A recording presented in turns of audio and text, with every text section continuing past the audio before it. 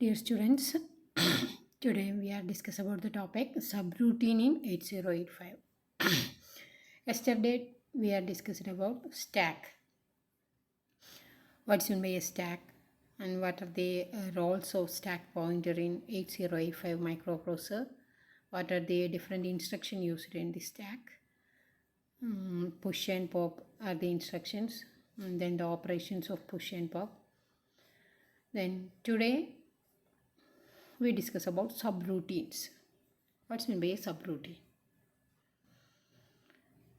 Subroutines is a group of instructions written separately from the main program to perform a function that occurs repeatedly in the main program. Subroutine is like functions in C or C++ program. നമ്മൾ സിയിലും C++ പ്രോഗ്രാമിലൊക്കെ പഠിച്ച function ഉണ്ടല്ലോ, ആ ഫങ്ഷൻ്റെ logic എന്താണ്? ആ function എന്താണ്? അവിടെ user defined ഫങ്ഷനാണ്.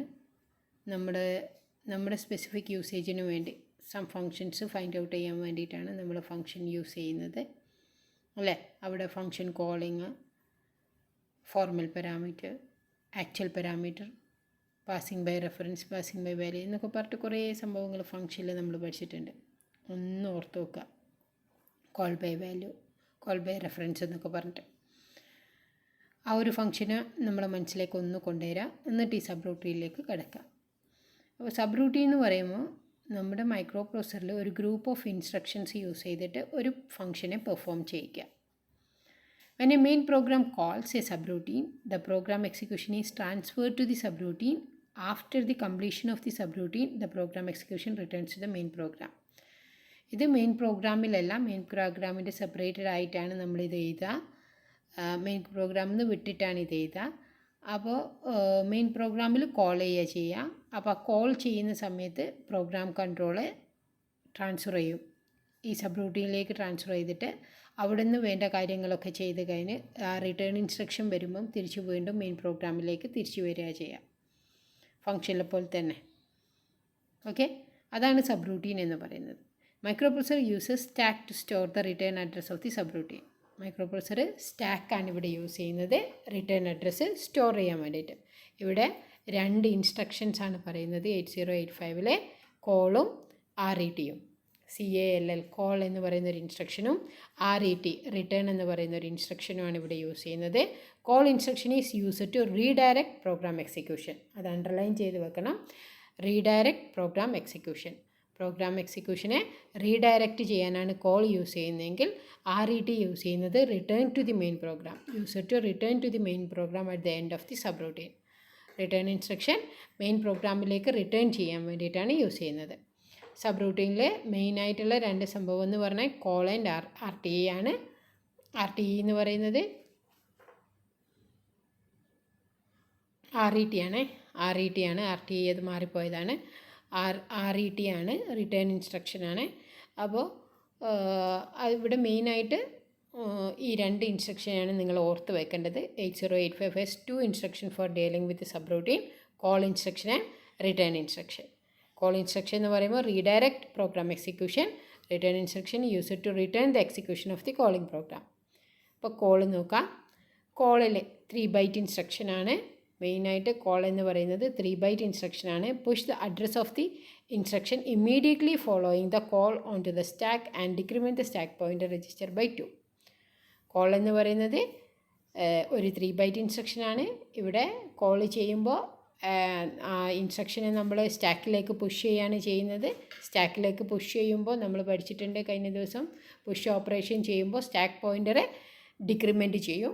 ഇവിടെ 3 byte instruction ആയതുകൊണ്ട് തന്നെ ഹയർ ഓർഡർ ബിറ്റും ലോ ഓർഡർ ബിറ്റുമാണ് നമ്മൾ ട്രാൻസ്ഫർ ചെയ്യുക.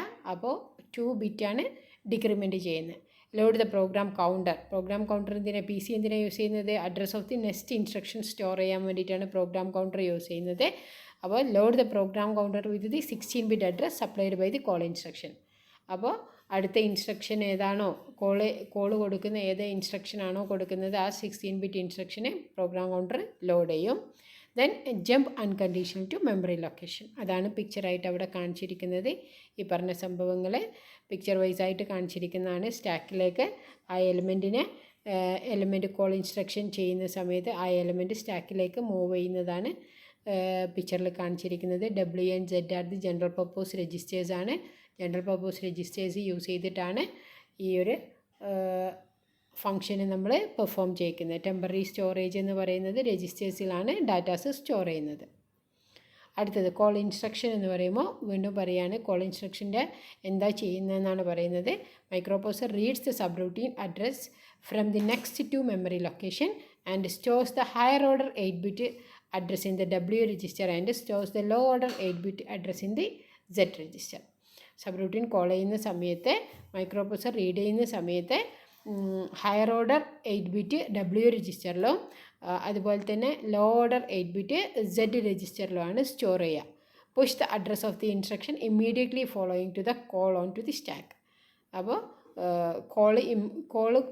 കോൾ ചെയ്യുന്നതോടുകൂടി അല്ലെ കോൾ ഇൻസ്ട്രക്ഷൻ കോൾ ചെയ്യുന്നതോടുകൂടി ഈ WNZ രജിസ്റ്ററിലുള്ള കണ്ടൻറ്റ് സ്റ്റാക്കിലേക്ക് മൂവ് ചെയ്യും. Loads the program counter with the 16-bit address supplied by the call instruction from the WZ register.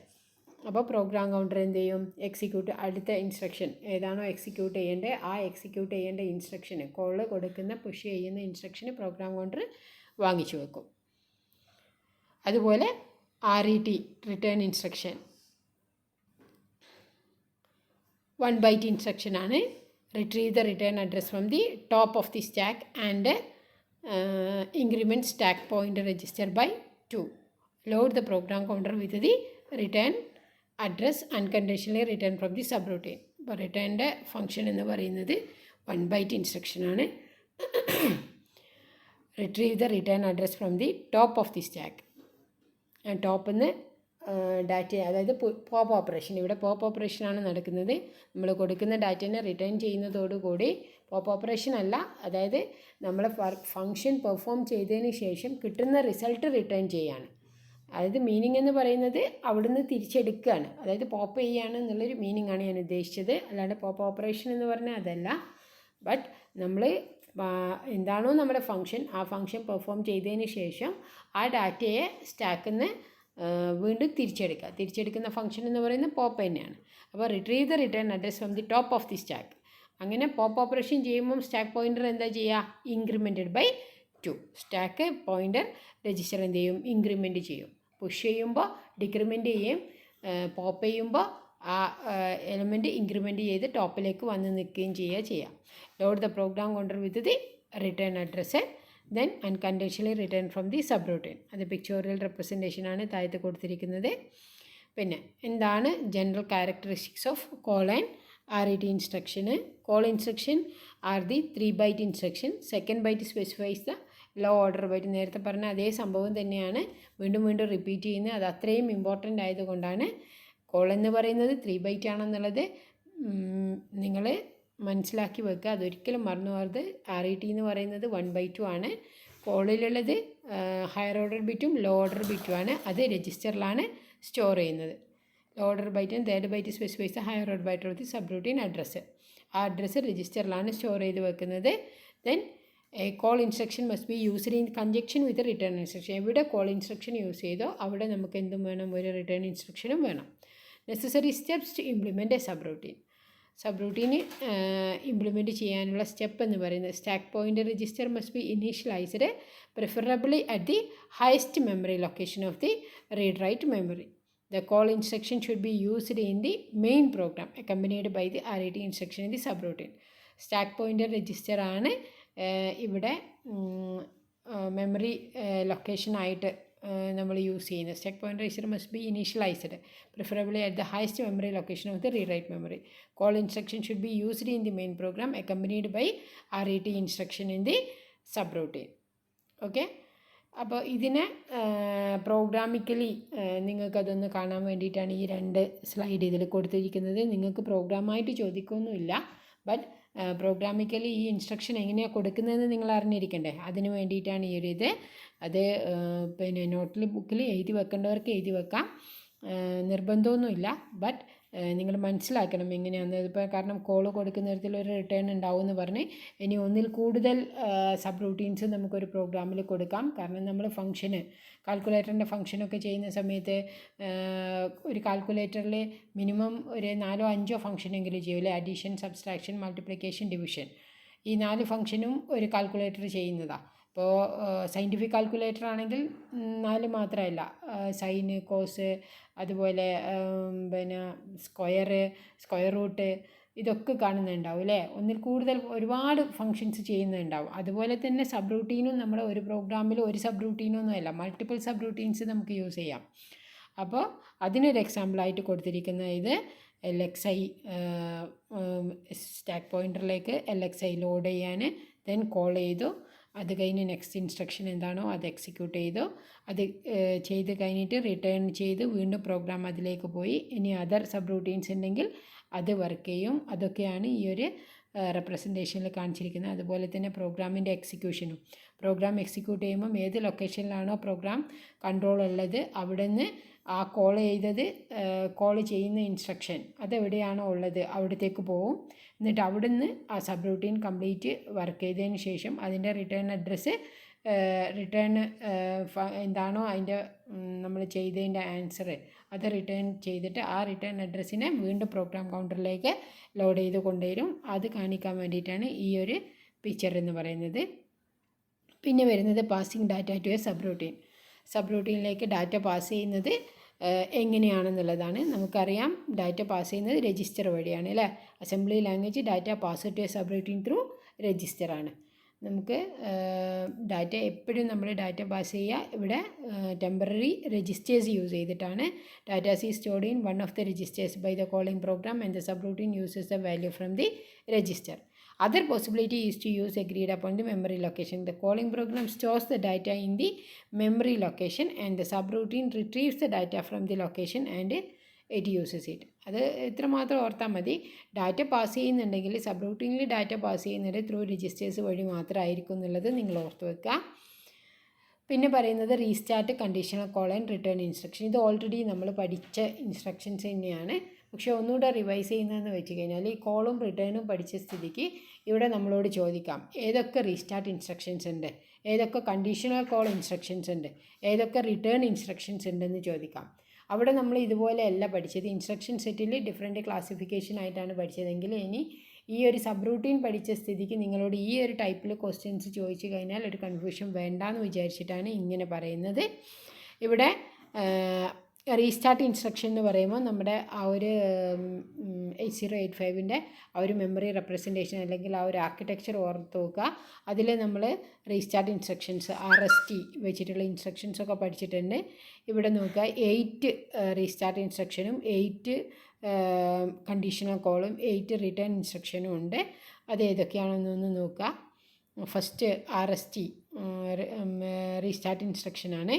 അതിൽ 1 byte call instruction ആണ് restart instruction. RST instruction are 1 byte call instruction that transfer the program execution to a specific location on page 00H.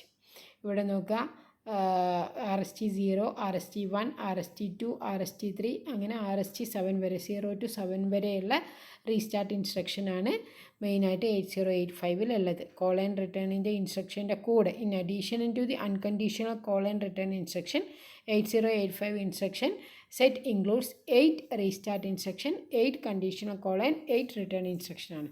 അപ്പോൾ restart instruction ഇത്രയാണ് ഉള്ളത്.